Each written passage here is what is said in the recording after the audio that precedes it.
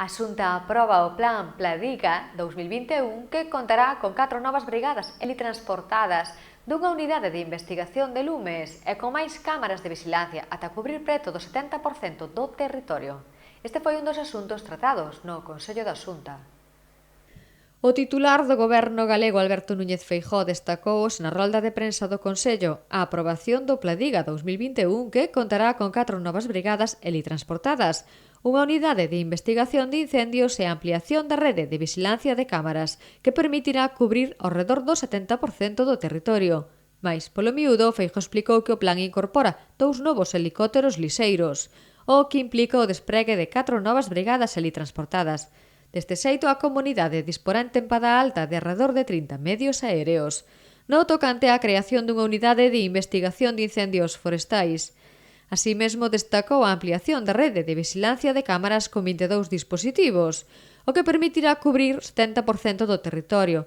Sobre medios humanos e materiais salientou que se disporá dun operativo composto por 7.000 persoas, 378 vehículos motobomba, modernizando o parque móvil de servizo autonómico, coa compra de 6 motobombas e a renovación doutros vehículos. Plan de Prevención e Defensa contra os lumes forestais 2021 Pladiga. Tripla función: protexer as persoas, protexer as súas facendas e protexer o patrimonio verde de Galicia. A maior parte da superficie de Galicia é rural e o 98% dos lumes se producen en montes privados. Este é o contexto no que temos que traballar.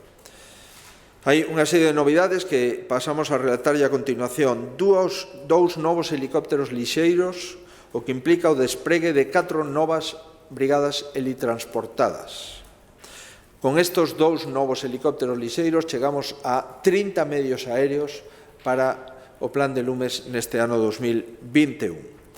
Segundo, crearemos a Unidade de Investigación de Incendios Forestais. Se trata de 15 membros da escala de axentes ambientais a tempo completo para investigar e, en coordinación coa Policía Autonómica, intentar saber quenes son, máis que saber quenes son, que ás veces se sabe, ter probas suficientes para poder acreditar os actos delictivos cometidos.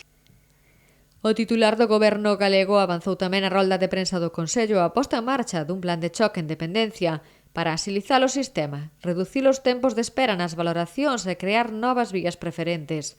Durante a súa intervención, Feijóo salientou que o primeiro obxectivo será reducir o formulario para solicitar a dependencia que supera 26 páxinas a menos da metade. Para isto explicou que, xunto á solicitude, tan só será necesario presentar un informe médico e un informe social.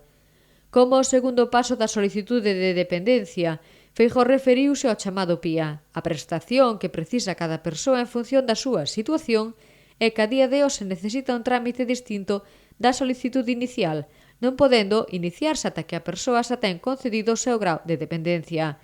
Sobre este punto anunciou que a Xunta fusionará a solicitude do grau coa PIA, para que o cidadán teña que facer un só trámite dende o inicio do proceso ata que o tenga a axuda. Ademais, redefinirase o concepto de PIA para facelo máis completo e duradeiro. Traerá aparellado automáticamente unha prestación económica pública e incluirá opcións alternativas ao servizo preferido pola persoa dependente, mentres non hai praza na súa opción prioritaria. Por tanto, simplificación normativa, simplificación administrativa, redimensionamento da PIA, axilización das valoracións, creación de novas vías preferentes son as novidades do plan de choque máis intenso que fixemos ou que se fixo en Galicia dende a aprobación da Lei de Dependencia. Ademais, ten novedades este plan adicionais, facilidades para xustificar os pagos dos bonos da residencia e dos centros de día, reducir o papelame para percibir axuda por coidador e universalizar o uso da historia social única electrónica, que a toda agora había dificultades a tal efecto.